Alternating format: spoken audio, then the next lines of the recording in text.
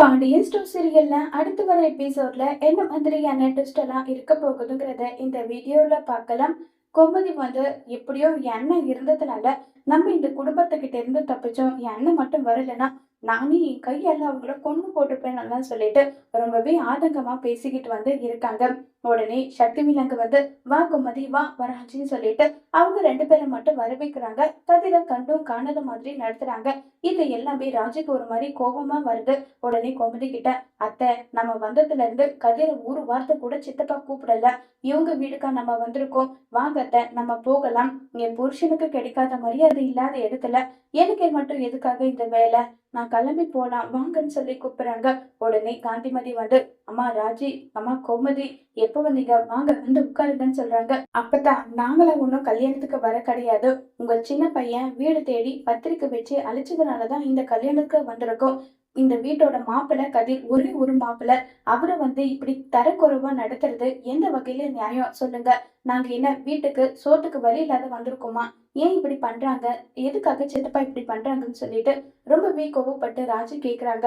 இத கேட்டதுமே என்ன பதில் சொல்றதுன்னே தெரியல காந்திமதிக்கு. அவன் பண்ண தப்புக்கு நான் வேணும்னா உங்க காலில் விழுந்து மன்னிப்பு கேட்டுக்கிறேன். தயவு செஞ்சு மன்னிச்சிடுங்க. இதுக்காக நீங்க இப்படி எல்லாம் பேசாதீங்க ப்ளீஸ்ன்னு சொல்லிட்டு காந்திமதி வந்து சமாதானப்படுத்துறாங்க. உடனே கதிர் வந்து இது என்னுடைய மாமனாரோட வீடு. நான் வந்தது என் மாமனாருக்காகவும் உனக்காகவும் என் அம்மாவுக்காகவும் தவிர உன்னுடைய சித்தப்பாக்காகலாம் வரல. அவர் என்னை என்னதான் அசிங்கப்படுத்தினாலும் எனக்கு அதை பத்தி எந்த கவலையும் கிடையாது ராஜு. விட நம்ம எதுக்காக வந்தோமோ அந்த வேலையை மட்டும் பார்த்துட்டு போயிடலான்னு சொல்லிட்டு அங்க இருந்து கிளம்பி எல்லாருமே கல்யாணம் நல்லபடியா நடந்து முடிஞ்சிருது. போட்டோ ஃபேமிலியா எடுக்கிறதுக்காக கூப்பிடுறாங்க.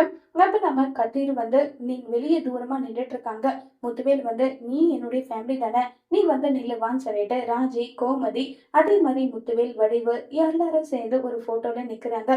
இதை பார்த்ததும் சக்திவேலுக்கு பயங்கர கோவம் வருது.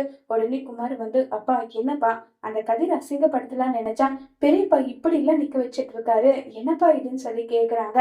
டேய் விடுடா, எத்தனை நாளைக்கு இதே மாதிரி அவங்க இருக்காங்கன்னு பாக்கலாம்.